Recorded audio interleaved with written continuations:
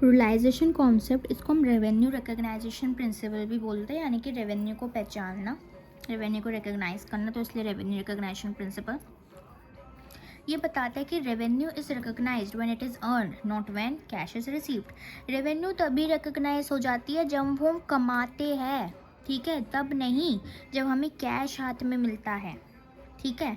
Income should be recorded when the right to receive money is established and not when payment is actually made। Income तभी record कर लो जब आपके पास right to receive money आ गया हो, ठीक है। अब आपके पास राइट है कि आपको मनी रिसीव करना है, वो एस्टैब्लिश हो जाए, ठीक है। जब तब नहीं जब पेमेंट एक्चुअली आपके पास आ जाए, ठीक है। बिजनेस रिकॉर्ड करता है रेवेन्यू को तभी जब एक सेल हो जाती है और a service has been provide, या सर्विस प्रोवाइड की जाती है। कस्टमर लीगली रिस्पॉन्सिबल हो जाता है कि उसको अब पे करना पड़ेगा। इंश्योर करता है जो प्रॉफिट शो किए जाते हैं तभी after they are actually earned, profit तभी शो किए जाते हैं जब वो एक्चुअली अर्नड होते हैं, ठीक है। इसकी वजह से एक्यूरेट डेटा मिलता है, मेंटेन कंसिस्टेंसी। एग्जांपल है कि कंपनी ने एक गुड्स बेचे, 1 लाख के थे और क्रेडिट पे बेचा मार्च 2025 में, और कस्टमर ने जो क्रेडिट का बिल था वो पे किया अप्रैल 2025 तक।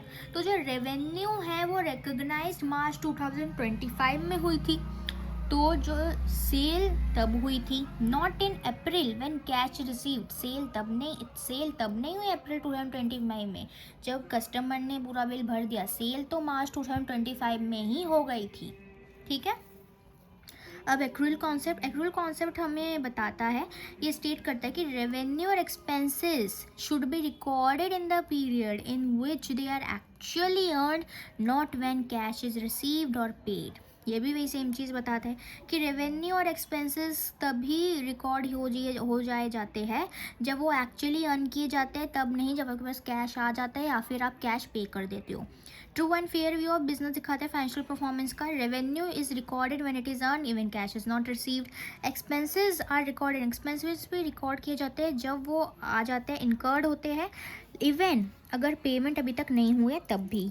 ये इकोनॉमिक एक्टिविटी पे बेस्ड होता है, not just cash flow. Accurate measurement of P&L दिखाता है, फॉर्म करता है एक बेस को for matching and realisation concept जो हमने पढ़ा। एग्जाम्पल, अगर हमने रेंट दिसंबर 2025 में, जो दिसंबर 2025 का रेंट था वो हमने जैन 2026 में पे किया, तो it should still be recorded. वो उसको हम तब भी एक्सपेंस रिकॉर्ड करेंगे दिसंबर 2025 में as it relates to that period, क्योंकि वो इस पीरियड से रिलेट करता है। सामने वाले ने चाहे जब भी दिया हो, 2026 में दिया हो, 2028 में दिया हो, लेकिन तब रिस्पॉन्सिबिलिटी बन गई थी, तभी रेंट भरना था, तो दिसंबर 2025 में ही होगा, इसको हम रिकॉर्ड करेंगे। अकाउंटिंग कन्वेंशंस, ये जनरली एक्सेप्टेड अकाउंटिंग प्रिंसिपल्स होता है, गैप होता है। अकाउंटिंग फॉलो करता है इन कन्वेंशन को जब वो फाइनेंशियल स्टेटमेंट को प्रिपेयर कर रहा होता है। They have developed over time, ठीक है, वो ओवर टाइम डेवलप्ड होते गए हैं rather than following same return rules. ये सेम रिटर्न रूल्स को फॉलो नहीं करते, लेकिन वो डेवलप्ड, ये टाइम टू टाइम डेवलप होते जाते हैं। ये एक गाइडलाइन की तरह काम करता है जो कि अकाउंटेंट को मदद करता है कि सिचुएशन को हैंडल कर सके। Where no specific accounting standards exist, ठीक है, जहाँ पे एक स्पेसिफिक स्टैंडर्ड एग्जिस्ट नहीं करते हैं। ये क्लियर और कंपेरेबल डेटा प्रोवाइड करता है, प्रैक्टिकल रूल्स होते हैं, मेंटेन करता है यूनिफॉर्मिटी को, और ये अकाउंटिंग कॉन्सेप्ट्स के साथ ही काम करता है, रिलायबिलिटी देता है। 4 होते हैं conservatism, full disclosure, consistency, materiality. Conservatism बहुत इंपॉर्टेंट है, इसको हम प्रूडेंस प्रिंसिपल भी कहते हैं। ये बताता है कि जब फाइनेंशियल स्टेटमेंट को बना रहे होते हैं तो बिजनेस को एंटिसिपेट करना चाहिए, रिकॉर्ड करना चाहिए हर एक possible loss, but should not record any expected profits until they are actually right, ठीक है। कंजर्वेटिज्म मतलब सीधा बात यही है कि जो भी आने वाले लॉसेस है, आपको सेंस हो गया कि ये लॉस आ सकता है, तो पॉसिबल लॉसेस को रिकॉर्ड कर लो और पहले उसके सोल्यूशन ढूंढ लो, उसकी तैयारी कर लो। लेकिन एक्सपेक्टेड प्रॉफिट्स को रिकॉर्ड मत करके रखो जब तक वो एक्चुअली रियलाइज ना हो जाए। लॉस के लिए पहले से तैयार रहो, उसको रिकॉर्ड करो, लेकिन प्रॉफिट को पहले से रिकॉर्ड करके मत रखो जब तक हुआ नहीं है, ठीक है, एक्सपेंसेस को रिकॉर्ड करो, लॉसेस को रिकॉर्ड कर सको जितनी जल्दी कर सकते हो, लेकिन इनकम को तभी रिकॉर्ड करना जब वो आपकी हो गई हो, आपके पास आ गई हो। अनसर्टेन लॉसेस को हम इमीडिएटली रिकॉर्ड करते हैं, लेकिन अनरियलाइज्ड गेन्स या प्रॉफिट्स को हम रिकॉर्ड नहीं करते until they are actually earned. ये रिलायबिलिटी इंश्योर करता है। एग्जाम्पल, अगर चांस है कि डेटर है वो आपको 10,000 पे नहीं करने वाला है, तो आप एक प्रोविजन फॉर डाउटफुल डेट पहले से ही बना सकते हो, ठीक है, रिकॉर्डिंग का पॉसिबल लॉस की लॉस होने वाला है। फुल डिस्क्लोजर ये बताता है कि जो मटेरियल और रेलेवेंट इन्फॉर्मेशन है, सारी मटेरियल रेलेवेंट इन्फॉर्मेशन है related to business financial position या परफॉर्मेंस, उसको फुल्ली डिस्क्लोज्ड करो, ठीक है। इंश्योर करता है कि users of financial statement like investor creditor can make inform decision, ठीक है। अकॉर्डिंग टू दिस कॉन्सेप्ट, इस कॉन्सेप्ट के अनुसार फाइनेंशियल स्टेटमेंट को हमें हाइड नहीं करना चाहिए, छुपाना नहीं चाहिए किसी इंपॉर्टेंट या वाइटल फैक्ट्स को जो कि इन्फ्लुएंस कर सकता है यूज़र की understanding of companies financial health को, ठीक है। सारी इन्फॉर्मेशन मस्ट बी क्लियरली और ऑनेस्टली प्रेजेंट करनी चाहिए अकाउंट्स में, ठीक है। Disclosure can be made in balance sheet, disclosure को बैलेंस शीट में बनाओ, P&L अकाउंट में डिस्क्लोज कर दो पूरा अपना जो भी अकाउंटिंग इन्फॉर्मेशन है, उसको छुपाओ मत। एग्जाम्पल, अगर डेप्रिसिएशन मेथड अकाउंटिंग पॉलिसीज आपने चेंज की है तो उसको क्लियरली स्टेट करो, डिस्क्लोज करो कि हमने चेंज किया है। अब नाउ कंसिस्टेंसी ये बताता है कि बिजनेस को सेम अकाउंटिंग मेथड ही फॉलो करना चाहिए, प्रिंसिपल फॉलो करना चाहिए from one accounting period to another period, ठीक है। इंश्योर करते हैं फाइनेंशियल स्टेटमेंट कंपेरेबल रहे ओवर टाइम और कंपेयर कर सकते हो। अगर एक बार कंपनी ने डिसाइड कर लिया कि एक अपना अकाउंटिंग मेथड डिसाइड कर लिया तो उसको कंटिन्यू रखो और continue to use it year after year, ठीक है, सालों साल उसको यूज़ करो। चेंजेस तभी करो जब कोई वैलिड रीज़न हो और ऐसे चेंजेस को क्लियरली डिस्क्लोज्ड भी करो फाइनेंशियल स्टेटमेंट्स में according to the full disclosure principle. और इंश्योर करो यूनिफॉर्मिटी को, प्रिवेंट होगी मैनिपुलेशन ऑफ प्रॉफिट। अगर एक company straight line method use करिए डेप्रिसिएशन का एक साल में, ठीक है, तो उसको सेम मेथड अगले साल भी यूज़ करना चाहिए और अगले साल करना चाहिए। बट अगर वो स्विच करती है रिटर्न डाउन वैल्यू मेथड पे, ठीक है, तो वो अफेक्ट कर सकता है उसके नोट टू अकाउंट्स में, ठीक है। अब मटेरियलिटी ये स्टेट करता है जो बिजनेस को रिकॉर्ड करना चाहिए, रिपोर्ट करना चाहिए उसी आइटम को, उसी इन्फॉर्मेशन को जो कि इंपॉर्टेंट है, सिग्निफिकेंट इनफ है कि वो यूजर्स के डिसीजन को अफेक्ट कर सकती है। छोटी चीज़ों को इग्नोर करो, लेकिन डिस्क्लोजर एवरीथिंग इम्पॉर्टेंट, डिस्क्लोज करो वो सारी चीज़ों को जो इम्पोर्टेंट है। अकाउंटेंट को फोकस करना चाहिए इंपॉर्टेंट फैक्ट्स पे। मटेरियल आइटम्स वो होते हैं जो कि इन्फ्लुएंस कर सकते हैं डिसीजन मेकिंग को, और मटेरियल का मतलब क्या होता है, वो डिपेंड करता है उसके साइज़ पे, नेचर ऑफ आइटम पे, ठीक है। इंश्योर करता है इन्फॉर्मेशन रिलेवेंट होती है। इनसिग्निफिकेंट मटेरियल, अनइम्पॉर्टेंट मटेरियल को आप इग्नोर कर सकते हो अगर वो अफेक्ट नहीं कर रहा है आपके एंटायर अकाउंट्स को। एग्जाम्पल, एक कंपनी अगर 500 रुपये का कैलकुलेटर लेती है तो वो एक्सपेंस है, ठीक है, जो हुआ है, लेकिन वो रिकॉर्ड नहीं किया जाएगा एज एन एसेट क्योंकि वो इम्पॉर्टेंट नहीं है। हाउएवर अगर आपने मशीन खरीदी है 5 लाख की तो वो एज अ एसेट ट्रीट किया जाएगा क्योंकि वो मटेरियल है, वो इम्पॉर्टेंट है, सिग्निफिकेंट थिंग है। Meaning and relevance of GAAP का मतलब जनरली एक्सेप्टेड अकाउंटिंग प्रिंसिपल्स होते हैं। ये common set of accounting rules, principle, concepts होते हैं जो कि यूनिवर्सली एक्सेप्टेड एंड फॉलो किए जाते हैं जब हम फाइनेंशियल ट्रांजैक्शन को रिकॉर्ड करते हैं। ये ट्रांसपेरेंसी इंश्योर करते हैं, कंसिस्टेंसी इंश्योर करते हैं। ये बेसिकली एक फ्रेमवर्क होता है रूल्स का जो कि गाइड करते हैं कि फाइनेंशियल स्टेटमेंट कैसे प्रिपेयर किए जाएंगे, कैसे प्रेजेंट किए जाएंगे। कंपोनेंट्स इसके 3 होते हैं, अकाउंटिंग कॉन्सेप्ट, अकाउंटिंग कन्वेंशन जो हमने पढ़ लिया, और अकाउंटिंग स्टैंडर्ड्स। इंपॉर्टेंस, यूनिफॉर्मिटी, ठीक है, इंश्योर करती है कि कंपनी सेम अकाउंटिंग मेथड को फॉलो करे। ट्रांसपेरेंसी, फाइनेंशियल स्टेटमेंट को क्लियर और ट्रस्टवर्थी बनाता है इन्वेस्टमेंट के लिए। कंपेरेबिलिटी, कंपैरिजन अलाउ करता है फाइनेंशियल परफॉर्मेंस की between different firms. Reliability, true and fair view of financial position देता है कंपनी को। एग्जाम्पल, अगर सारी कंपनी गैप फॉलो करेगी तो जो प्रॉफिट है पेटीएम का या फिर प्रॉफिट है फ़ोनपे का, वो हम कंपेयर कर सकते हैं, ठीक है, मीनिंगफुली, बिकॉज दोनों ने सेम अकाउंटिंग प्रिंसिपल्स का यूज़ करके ही अपनी अकाउंटिंग को प्रिपेयर किया है। अब IAS का क्या मतलब होता है? इसका मतलब होता है इंटरनेशनल अकाउंटिंग स्टैंडर्ड्स। ये वो अकाउंटिंग प्रिंसिपल्स गाइडलाइंस होते हैं जो कि इशू किए थे IASC ने, इंटरनेशनल अकाउंटिंग स्टैंडर्ड्स कमेटी ने, ताकि यूनिफॉर्मिटी आ सके, ट्रांसपेरेंसी आ सके, कंपैरेबिलिटी आ सके फाइनेंशियल स्टेटमेंट में। IASC इस्टेब्लिश हुआ था 1973 में, कमेटी इस्टेब्लिश हुई थी 1973 में। IASC को रिप्लेस किया था IASB ने, ठीक है। IASB का मतलब है इंटरनेशनल अकाउंटिंग स्टैंडर्ड्स बोर्ड ने, यानी कि बस यही था कि बोर्ड ने कमेटी को रिप्लेस कर दिया, बाकी सेम वही था, IAS, ठीक है, CB, बस C को रिप्लेस कर दिया B से।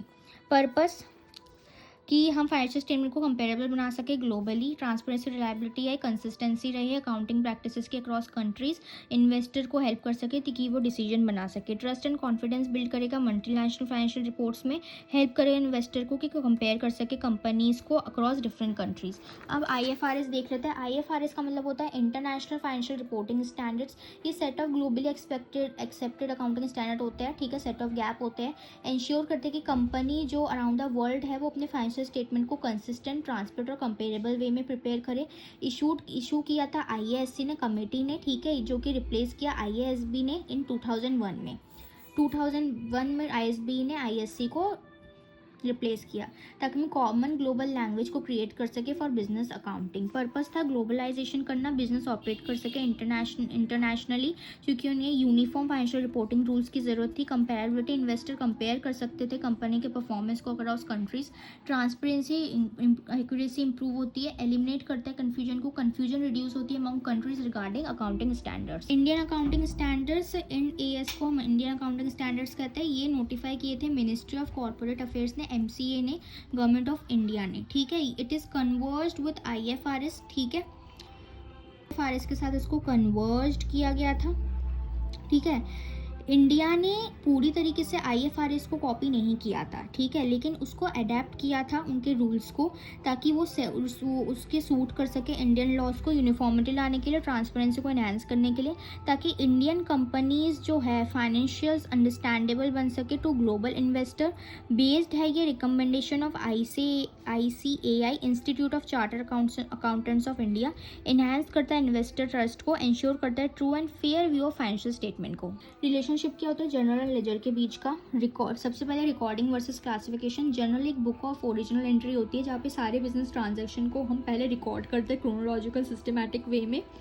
लेजर एक बुक होती है फाइनल एंट्री की, जहाँ पे हम सारे ट्रांजैक्शन को, जो कि हम जनरल का ट्रांजैक्शन करते हैं, ट्रांजैक्शन फ्रॉम द जनरल से हम ट्रांजैक्शन लेते हैं, उसको पोस्ट करते हैं उसके अकाउंट्स वाइज, ठीक है।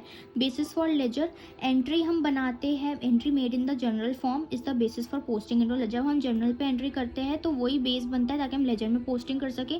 जनरल एंट्रीज के बिना आप लेजर अकाउंट्स प्रिपेयर नहीं कर सकते। सीक्वेंस, ट्रांजैक्शन फर्स्टली रिकॉर्ड होती है जनरल में और फिर लेजर में बनाई जाती है।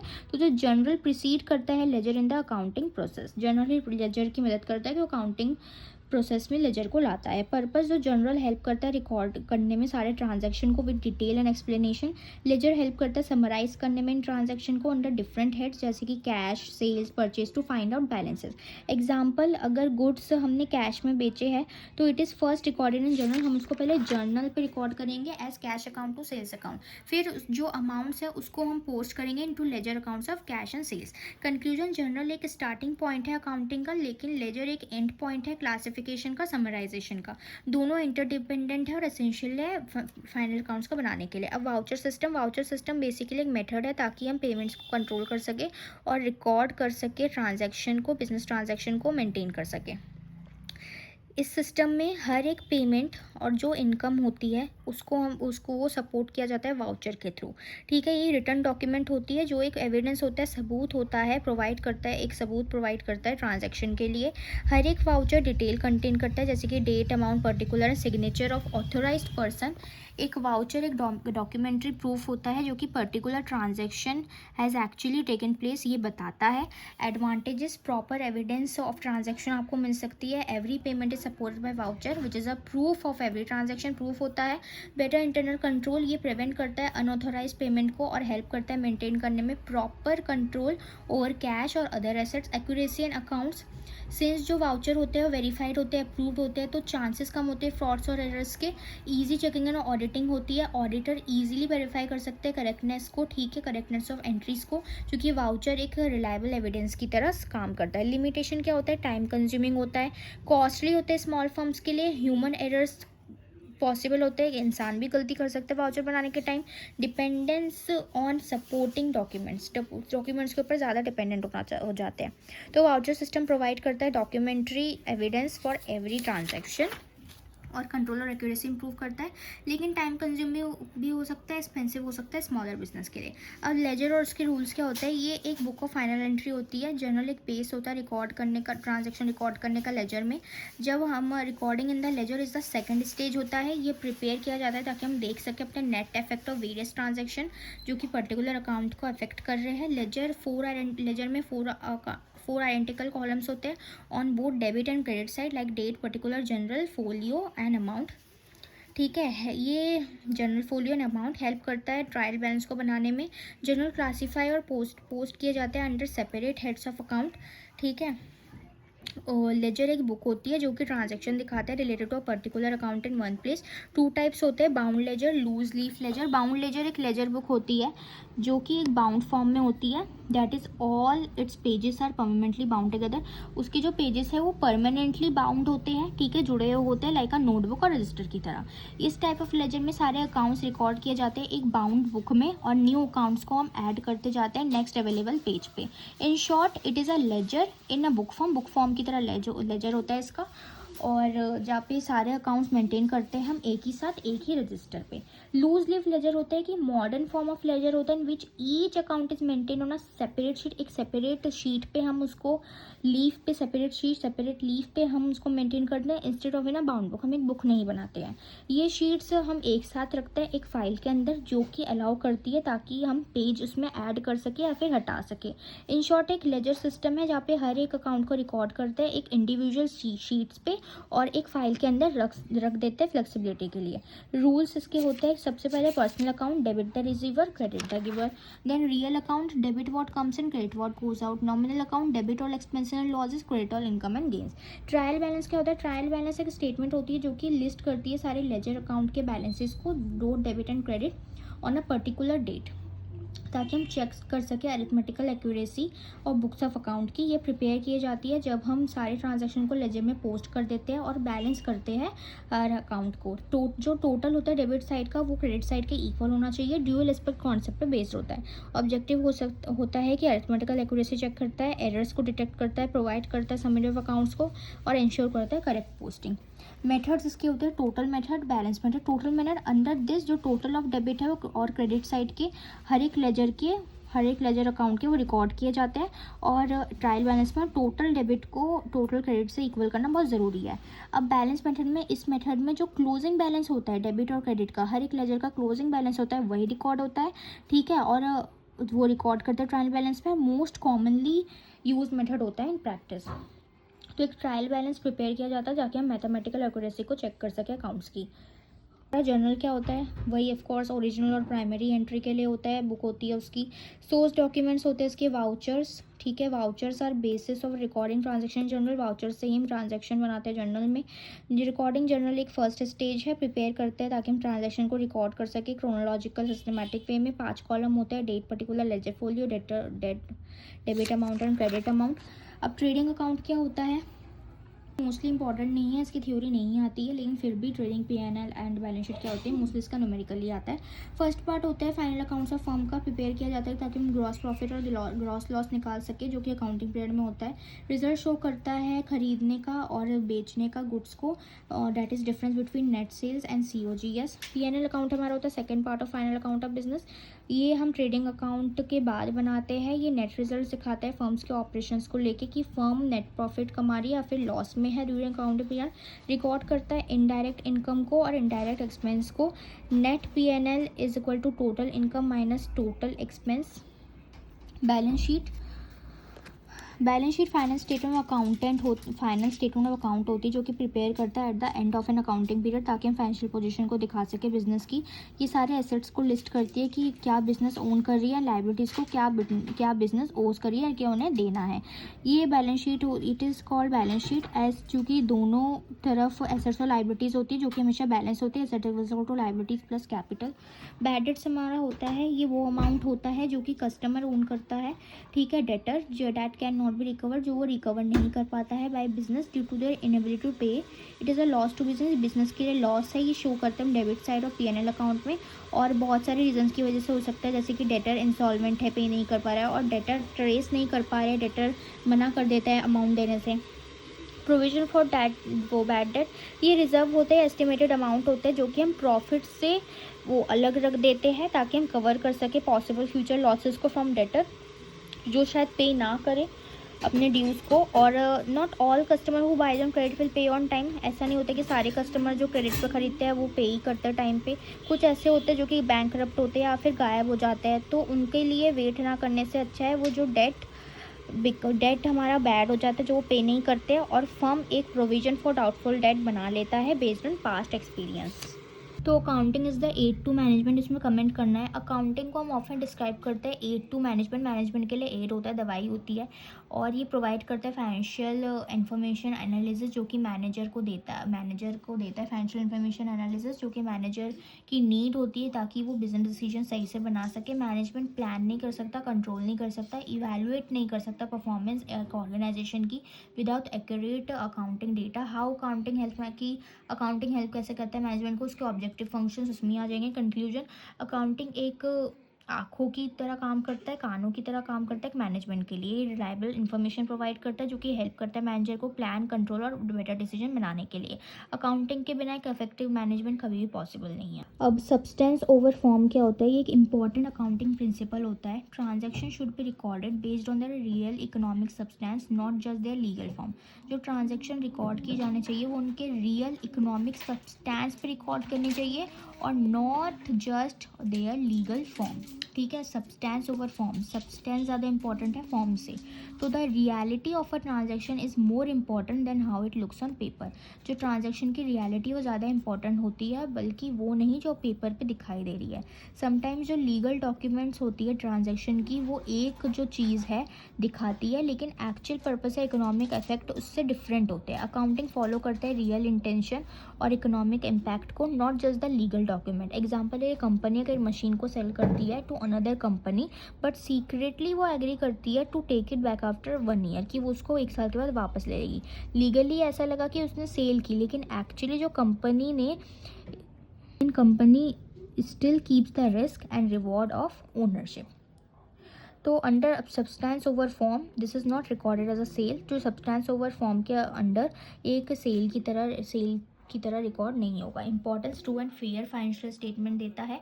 मैनिपुलेशन प्रिवेंट होती है। Real financial position of business होती है। इन्वेस्टमेंट एंड मैनेजमेंट अच्छे से डिसीजन बना सकते हैं, ठीक है। इंश्योर करते हैं कि फाइनेंशियल स्टेटमेंट जो रिफ्लेक्ट करती है वो true economic reality of transaction रहे rather than their mere legal appearance, ठीक है। लीगली वो कैसे दिख रही है। जब हम फोकस करते हैं कि एक्चुअली में क्या हुआ इन बिजनेस, जो प्रिंसिपल, ठीक है, प्रिंसिपल इम्प्रूव होता है, प्रिंसिपल इम्प्रूव करता है ट्रांसपेरेंसी, प्रिवेंट करता है मैनिपुलेशन को, हेल्प करता है कि फेयर रिलायबल पिक्चर दिखाए कंपनी के फाइनेंशियल पोजीशन की। एसेंशियल होता है एक्यूरेट डिसीजन मेकिंग बनाने के लिए और मेंटेन करने के लिए ट्रस्ट को इन अकाउंटिंग प्रैक्टिसेस। तो अकाउंटिंग का क्या मतलब होता है, कौन सी पार्टी होती है जो कि इंटरेस्टेड होती है accounting information. Basically systematic process होता है रिकॉर्ड करने का, क्लासीफाई करने का, समराइज करने का, एनालाइज करने का, फिर उसको इंटरप्रेट करने का फाइनेंशियल ट्रांजेक्शन को, और उसके बारे में कम्युनिकेट करने का यूज़र के साथ में। तो user of accounting information include करता है owner, creditor, bank, financial institution, employees, government etcetera. तो given information on the resource available, ठीक है, इन्फॉर्मेशन देता है जो रिसोर्स अवेलेबल है और कैसे अवेलेबल रिसोर्सेज एम्प्लॉय की जा रही है, यूज़ हुई जा रही है, और जो रिजल्ट्स अचीव किए गए उसके यूज़ से। तो शो करता है प्रॉफिट अर्न, जो कितना प्रॉफिट अर्न किया, कितना लॉस हुआ ड्यूरिंग अकाउंटिंग पीरियड। एक मीडियम होता है कम्युनिकेशन का, सो that's why it is called the language of business, इसको लैंग्वेज ऑफ बिजनेस भी कहते हैं, ठीक है। फिर इसके इंपॉर्टेंस, ब्रांच एंड ऑब्जेक्टिव सारे आ जाएंगे, जो कि ऑलरेडी बता दिया है। अब जो पार्टीज इंटरेस्टेड रहती है अकाउंटिंग इन्फॉर्मेशन में, internal users, external user. Internal users वो होते हैं जिनका इन्फॉर्मेशन के ऊपर एक्सेस रहता है, जो that can be taken from the accounting, जो कि वो अकाउंटिंग रिकॉर्ड से ले सकते हैं। एक्सटर्नल होते हैं जो उनका एक्सेस नहीं रहता है अकाउंटिंग रिकॉर्ड्स को लेके, और have to base the decision on financial statement. Financial statement से रिलेटेड उन्हें डिसीजन बनाने होते हैं। इंटरनल में हमारे ओनर और मैनेजमेंट आता है, एक्सटर्नल में employ and worker, bank and financial institution, investor and potential investor, creditor, public, governance authorities, researchers. Internal users, owner contribute करता है कैपिटल बिजनेस में, तो theirs are expose to maximum risk. ठीक है, मैक्सिमम रिस्क वही लेते हैं। नेचुरली वो इंटरेस्टेड होते हैं इन नोइंग द, नेचुरली वो लोग इंटरेस्टेड होंगे, वो लोग पैसा लगा रहे हैं कि प्रॉफिट कितना कमाया, लॉस कितना हुआ, इनकट बाय बिजनेस ने कितना किया। ठीक है, फॉर सेफ्टी ऑफ द, उनकी कैपिटल की सेफ्टी के लिए। फाइनेंशियल स्टेटमेंट एक इन्फॉर्मेशन प्रोवाइड करता है अबाउट P&L।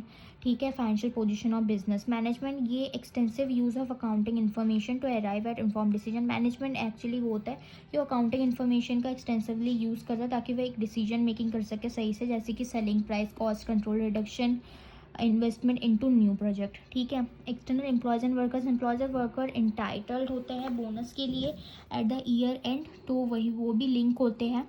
ठीक है, प्रॉफिट जो कि एंटरप्राइज अर्न करता है।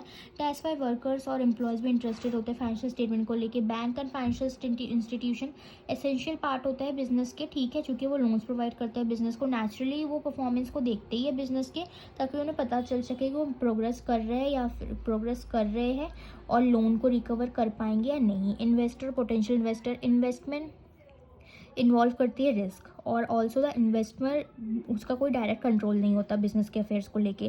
That's why they rely on accounting information available to them. ठीक है, क्रेडिटर्स वो होते हैं, वो पार्टीज होती है जो कि सप्लाई करते हैं गुड्स और सर्विसेज को on credit. Common business practice that a large number of supplier remain invest in credit. जो कॉमन बिजनेस प्रैक्टिस है, तो लार्ज नंबर, बहुत ज़्यादा सप्लायर जो होते हैं वो इन्वेस्ट करते हैं इन क्रेडिट सेल्स। ठीक है, जब क्रेडिट को ग्रांट करने से पहले क्रेडिटर सेटिस्फाई करता है खुद को about the credit worthiness of business. ठीक है, बिजनेस का मतलब कैसे वो क्या कमाती है। Government and it's authorities, government financial statement का यूज़ करते हैं ताकि वो कंपाइल कर सके नेशनल इनकम अकाउंट को और अदर इन्फॉर्मेशन। ठीक है, एनेबल करता है कि वो पॉलिसी डिसीजन ले सके। गवर्नमेंट लेवी करती है वेरियस टैक्सेस, जैसे कि custom duty, GST, income tax. Public, वो हमेशा business, they want to see the business running since it makes substantial contribution to economy in many ways. क्योंकि बिजनेस भी सोसाइटी पे कुछ ना कुछ वो कंट्रीब्यूट करती है, लाइक एम्प्लॉयमेंट ऑफ पीपल, लोगों को जॉब ही इसलिए मिलती है, तो पब्लिक भी इंटरेस्टेड रहती है। रिसर्चर, ये अकाउंटिंग इन्फॉर्मेशन को यूज़ करता है रिसर्च वर्क के लिए। अकाउंटिंग बिजनेस, अकाउंटिंग पॉलिसीज में क्या डिफरेंस होता है। अकाउंटिंग बिजनेस का मतलब ये फंडामेंटल कॉन्सेप्ट एंड रूल्स होते हैं, ये मेथड्स होते हैं जो कि प्रिंसिपल्स को अप्लाई, मेथड्स है टू अप्लाई प्रिंसिपल, जो मेथड्स होते हैं प्रिंसिपल्स अप्लाई कर सकते हैं। ये थ्योरेटिकल और यूनिवर्सल होते हैं, ये प्रैक्टिकल और कंपनी स्पेसिफिक होते हैं। ये ब्रॉड एंड जनरल होते हैं, ये नैरो एंड स्पेसिफिक होते हैं। ये फ्लेक्सिबल नहीं होते, फ्लेक्सिबल होते हैं।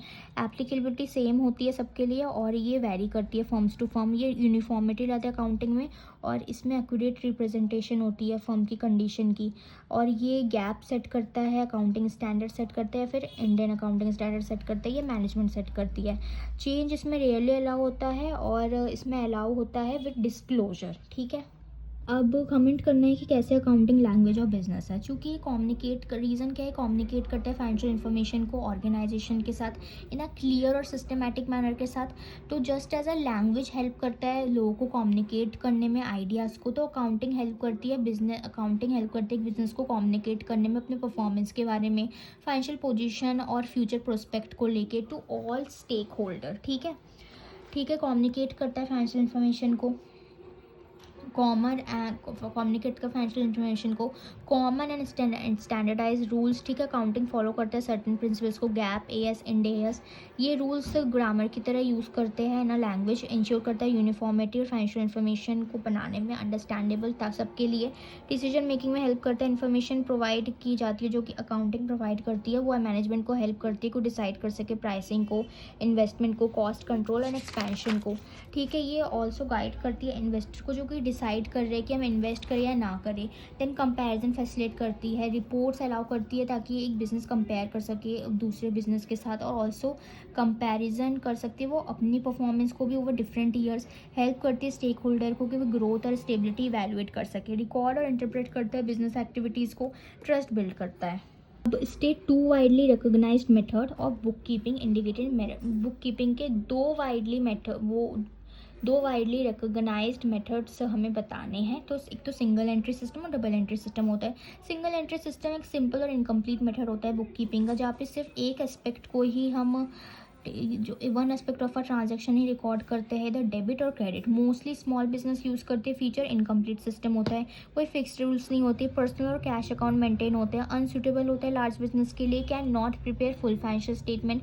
सिंपल और इनएक्सपेंसिव होता है। एडवांटेज होता है सिंपल और ईजी होता है, लो कॉस्ट होती है, सूटेबल होता है स्मॉल ट्रेडर्स के लिए। डिसएडवांटेज होता है कि इनकम्प्लीट होता है, फुल्ली रिलायबल और एक्यूरेट नहीं होता, वो ट्रायल बैलेंस हम इससे नहीं बना सकते। डिफ़िकल्ट होता है एरर को डिटेक्ट करना, फ्रॉड को डिटेक्ट करना, और एक ट्रू फाइनेंशियल पोजीशन नहीं दिखाता है। डबल एंट्री सिस्टम होता है एक साइंटिफिक और कंप्लीट मेथड होता है बुक कीपिंग का, जहाँ पे हर एक ट्रांजैक्शन के दो एस्पेक्ट होते हैं, डेबिट और credit, as per the dual concept. Feature scientific और कंप्लीट होता है, बेस्ड होता है डुअल एस्पेक्ट कॉन्सेप्ट पे, स्टैंडर्ड रूल्स फॉलो करता है, preparation of full accounts allow करता है, सेल्फ चेकिंग सिस्टम होता है, ठीक है खुद चेक कर सकते हो आप, सूटेबल होता है हर एक ऑल साइज ऑफ बिजनेस के लिए। मेरिट्स होते हैं कंप्लीट और एक्यूरेट रिजल्ट्स देगा, prepare trial balance, P&L account, balance sheet, errors fraud वगैरह डिटेक्ट कर सकते हो, ट्रू फाइनेंशियल पोजीशन दिखा सकते हो। डीमेरिट होते हैं कॉम्प्लेक्स होता है, ट्रेंड स्टाफ की ज़रूरत होती है, टाइम कंज्यूमिंग होता है। अब ISB का ऑब्जेक्टिव क्या होते हैं, ठीक है, इंडिपेंडेंट इंटरनेशनल बॉडी जो रिस्पॉन्सिबल होती है प्रमोट और डेवलप करने के लिए ग्लोबल अकाउंटिंग स्टैंडर्ड को। मेन एम होता है कि कंसिस्टेंसी क्रिएट करे, ट्रांसपेरेंसी लाए, कंपेरेबिलिटी लाए, financial reporting across the world. Develop करती है हाई क्वालिटी अकाउंटिंग स्टैंडर्ड को, प्रमोट करती है global convergence of accounting practices, improve करती है ट्रांसपेरेंसी और रिलायबिलिटी को, सपोर्ट और स्ट्रेंथन करती है इन्वेस्टर के कॉन्फिडेंस को, प्रोवाइड करती है useful information for economic decision making, review और इंप्रूव करती है एग्जिस्टिंग स्टैंडर्ड को, प्रमोट करती है एजुकेशन अंडरस्टैंडिंग ऑफ IFRS को। हाई क्वालिटी SES डेवलप करती है। प्राइमरी ऑब्जेक्टिव होता है कि हाई क्वालिटी और अंडरस्टैंडेबल इन्फोर्सेबल IFRS को वो फॉर्मुलेट करे, इंश्योर करती है कि फाइनेंशियल स्टेटमेंट एक ट्रू एंड फेयर व्यू और परफॉर्मेंस दे, प्रमोट करती है global convergence of accounting practices, work करती है कि यूनिफॉर्मिटी है अकाउंटिंग प्रैक्टिसेस में अक्रॉस डिफरेंट कंट्रीज। जब हम IFRS को प्रमोट करते हैं वर्ल्ड वाइड तो डिफरेंसेस से ये रिड्यूस करती है नेशनल अकाउंटिंग स्टैंडर्ड्स में, और इन्हांस करती है ग्लोबल कंपैरेबिलिटी को, इंप्रूव करती है transparency reliability of financial statement. की ऑब्जेक्टिव है इसका कि फाइनेंशियल स्टेटमेंट ट्रांसपेरेंट रहे, रिलायबल रहे, यूजफुल रहे। हेल्प करती है स्टेक होल्डर को जैसे कि इन्वेस्टर क्रेडिटर को, सपोर्ट या स्ट्रेंथन करते हैं इन्वेस्टर कॉन्फिडेंस को, एम करती है कि इन्फॉर्मेशन प्रोवाइड जो करे वो रेलेवेंट हो फॉर इन्वेस्टमेंट डिसीजन। जब एक कंपनी फॉलो करती है IFRS को तो इन्वेस्टर ट्रस्ट कर सकते हैं फाइनेंशियल रिपोर्ट को, जो कि इंक्रीज करता है कॉन्फिडेंस को in global capital market, provide करता है useful information for economic decision making. Standard जो ISB यूज़ करता है वो इंश्योर करता है कि फाइनेंशियल इन्फॉर्मेशन जो रहे वो टाइमली, रेलेवेंट और कंपेरेबल और एक्यूरेट रहे। हेल्प करता है स्टेक होल्डर को बेटर डिसीजन बनाने के लिए इकोनॉमिक्स से रिलेटेड।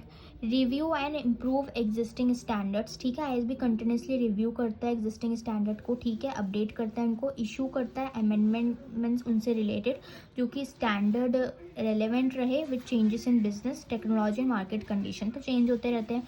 प्रमोट करता है education understanding of IFRS। ISB work करता है ताकि अवेयरनेस इंक्रीज हो, IFRS की अंडरस्टैंडिंग इंक्रीज हो among accountants, auditors and users of financial statement. अब explain how valuation of inventory based on FIFO method results in less profit. इसमें बोला है कि इन्वेंट्री की जो वैल्यूएशन होती है वो कैसे बेस्ड होती है, फीफो मेथड रिजल्ट से रिलेटेड इन लेस प्रॉफिट, ठीक है। फीफो का मतलब होता है फर्स्ट इन फर्स्ट आउट, ये एज्यूम करके चलता है जो ओल्डेस्ट फर्स्ट परचेज होता है, फर्स्ट परचेज, ठीक है, ओल्डेस्ट यूनिट्स जो इशू किए जाते हैं या फिर सेल किए जाते हैं, ठीक है, ओल्डेस्ट यूनिट को या इशू किए जाते हैं या फिर सेल किए जाते हैं, and the latest रेसेंट units remain in closing stock, ठीक है, जो लेटेस्ट यूनिट्स होते हैं उनको हम क्लोजिंग स्टॉक में रखते हैं। जब फीफो लेस प्रॉफिट देता है, ठीक है, first in first out less profit देता है, कम प्रॉफिट देता है, फिर ज़्यादा प्रॉफिट देता है, वो डिपेंड करता है कि प्राइस ट्रेंड क्या चल रहा है मार्केट में। रीज़न होता है इसका डिफ्लेशन। फीफो के अंदर जो गुड्स इशू किए जाते हैं फिर सोल्ड किए जाते हैं फर्स्ट, ठीक है, पहली बार, वो ओल्ड होते हैं, तो हायर प्राइस यूनिट होती है उसकी, क्योंकि प्राइसेस वर हायर अर्लियर, चूँकि उसकी प्राइस पहले ज़्यादा होगी तो ये this means COGS become higher. COGS cost of goods sold हमारा हाई हो जाता है, ठीक है। हाई COGS हमारा रिड्यूस करता है ग्रॉस प्रॉफिट और नेट प्रॉफिट डिक्रीज कर देता है, ठीक है, हाई COGS, ठीक है। जो अनसोल्ड गुड्स होते हैं, ठीक है, यानी कि क्लोजिंग स्टॉक के अंदर जो गुड्स हैं वो वैल्यू होंगे लोअर दाम पे, क्योंकि recent prices since prices are decrease, अभी तक बिके नहीं है, क्लोजिंग स्टॉक में ही है, तो उसके दाम लोअर होंगे, ठीक है।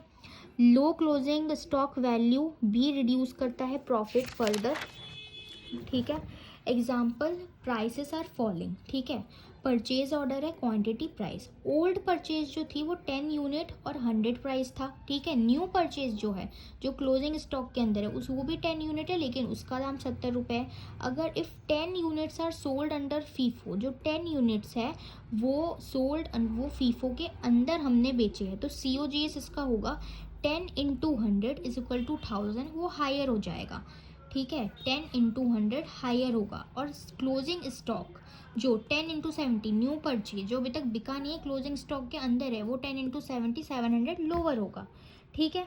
तो यही था कि फीफो के अंदर यानी कि first in first out method में कैसे हम इन्वेंट्री का वैल्यूएशन करते हैं और कैसे वो लेस प्रॉफिट हमें देता है। तो बस यही होता है कि COGS हाई होगा तो हमारा जो हो लेस प्रॉफिट होगा, और COGS अगर लोअर होगा तो GP और NP ग्रॉस प्रॉफिट और नेट प्रॉफिट हमारा डिक्रीज होगा। तो क्लोजिंग स्टॉक के अंदर होता है वो तक बिका नहीं है तो उसकी वैल्यू उतनी नहीं है, लेकिन जो ओल्ड यूनिट है, ठीक है, उसको हमने बेच दिया तो उसका दाम ज़्यादा होगा क्लोजिंग स्टॉक से।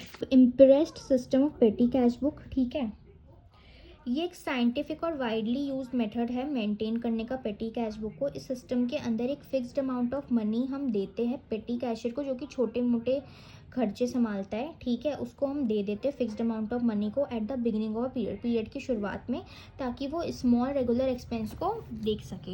ये वर्क कैसे करता है, फिक्स्ड इंटरेस्ट अमाउंट, एक फिक्स्ड सम अमाउंट हम जैसे कि 2000 हमने पेटी कैशियर को दे दिया जो कि छोटे मोटे खर्चे देखता है at start of a period, ठीक है। Petty expenses are paid from this amount, ठीक है। जो पेटी कैशियर रिकॉर्ड करता है स्मॉल एक्सपेंसेस को जैसे कि पोस्टेज, स्टेशनरी, वो सब वो इसी अमाउंट से देता है। Reimbursement eight the end of the period, जो पेटी कैशियर है वो सबमिट करता है पेटी कैश बुक को ताकि वो मेंटेन कर सके कैशियर को देन द मेन कैशियर, ठीक है। वो अपनी जो पेटी कैश बुक संभाल रहा था उसको उसने दे दिया, ठीक है, मेन कैशियर को। फिर मेन कैशियर जो है वो उसको रीइंबर्स करता है एग्जैक्ट अमाउंट जो कि स्पेंड हुआ ड्यूरिंग द पीरियड, यानी कि उसको एनालाइज करता है। देन इम्प्रेस्ड अमाउंट रीस्टोर, ठीक है, जो आफ्टर रीइंबर्समेंट के बाद एनालाइजेशन के बाद जो पेटी कैश बैलेंस बनता है, मान कि सब एक्सपेंस जब दे दिए उसमें से जो बचता है वो फिर से एक ओरिजिनल फिक्स्ड अमाउंट बन जाता है जो कि हम पेटी कैशियर को दे देते हैं, ठीक है। तो इम्प्रेस सिस्टम ऑफ पेटी कैश बुक ये होता है, जो पेटी कैशियर, पेटी का मतलब होता है छोटे मोटे खर्चे, ठीक है। जो पेटी कैशियर होते हैं उसको एक फिक्स्ड अमाउंट ऑफ दे देते हैं during the beginning of a period, अब उसमें से वो खर्चे देखता है, फिर वो मेन कैशियर को देता है, मेन कैशियर उसको एनालाइज करता है एंड देन जो उसमें से बचता है वही उसके अगले न्यू बिगिनिंग पीरियड का वो बन जाता है अमाउंट जो वो फिर से पेटी कैशियर को देता है, छोटे मोटे खर्चे को संभालने वाला। फीचर क्या होता है, फिक्स्ड अमाउंट मेंटेन रहता है throughout the period, regular imbursement होती रहती है तो कंट्रोल रहता है पेटी एक्सपेंसेस छोटे मोटे खर्चे के ऊपर, सिंप्लीफाई करता है चेकिंग को चूँकि expenses for each period clearly दिखता है, ठीक है। रिड्यूस करता है कि फ्रॉड ना हो, मिसयूज ना हो, जो कि पेटी कैशियर सिर्फ स्पेंड कर सकता है लिमिटेड अमाउंट को, हेल्प करता है proper classification and recording of small expenses. पेटी कैश बुक के एडवांटेजेस क्या होते हैं, systematic recording of small expense, ठीक है, छोटे मोटे खर्चों को सिस्टमैटिकली रिकॉर्ड कर सकते हैं, बर्डन कम होगा मेन कैश बुक का, बेटर कंट्रोल रहेगा ओवर पेटी एक्सपेंसेस, इजी चेकिंग और वेरिफिकेशन रहेगी, टाइम सेव होगा मेन कैशियर के लिए, इंप्रूव करेगा एक्यूरेसी ऑफ अकाउंट्स, हेल्प करेगा बजटिंग में। ट्रायल बैलेंस और बैलेंस शीट के बीच क्या डिफरेंस होता है, ट्रायल बैलेंस बेसिकली एक स्टेटमेंट है जो कि सारे लेजर बैलेंसेस को लिस्ट आउट करता है डेबिट एंड क्रेडिट और चेक करता है arithmetic accuracy of accounts. Balance sheet एक फाइनेंशियल स्टेटमेंट जो कि शो करता है एसेट्स और लायबिलिटीज और capital of a business on a particular date. Trial balance का ऑब्जेक्टिव होता है कि मैथमेटिकल एक्यूरेसी वेरीफाई कर सके लेजर की और इंश्योर कर सके total debit is equal to total credit. Balance sheet का ऑब्जेक्टिव होता है कि फाइनेंशियल पोजीशन को शो कर सके और business at the end of accounting period. Trial balance वो नेचर होता है इंटरनल स्टेटमेंट, ठीक है, वो हम आउटसाइड द बिजनेस शेयर नहीं करते। बैलेंस शीट को हम आउटसाइड भी शेयर कर सकते हैं। और इसका फॉर्मेट होता है कि हम 2 कॉलम बनाते हैं, डेबिट क्रेडिट। बैलेंस शीट का होता है कि 2 साइड होती है, 2 साइड या सेक्शन होते हैं जिसमें एसेट्स और लायबिलिटीज लिखते हैं। ट्रायल बैलेंस की स्टेज ऑफ प्रिपरेशन, हम final prepare before final accounts, final accounts बनाने से पहले हम ट्रायल बैलेंस बनाते हैं। और बैलेंस शीट ये हम ट्रेडिंग एंड P&L बनाने के बाद बनाते हैं। और basis of preparation ledger balance से बनता है, और ये प्रिपेयर होता है information using from final accounts से जो इन्फॉर्मेशन होती है, और एडजस्टेड बैलेंस उससे हम बनाते हैं। मैंडेटरी, लीगली मैंडेटरी नहीं होता, ये मैंडेटरी होता है। ये शो करता है ओनली बैलेंस ऑफ अकाउंट्स, ये सिर्फ फाइनेंशियल पोजीशन दिखाता है। पीरियड ये फ्रिक्वेंटली बनता रहता है, और ये सिर्फ फाइनेंशियल ईयर के लास्ट में बनता है। रिजल्ट ये कोई प्रॉफिट या लॉस नहीं दिखाता है, ये नेट और ये नेटवर्थ ऑफ अ बिजनेस दिखाता है।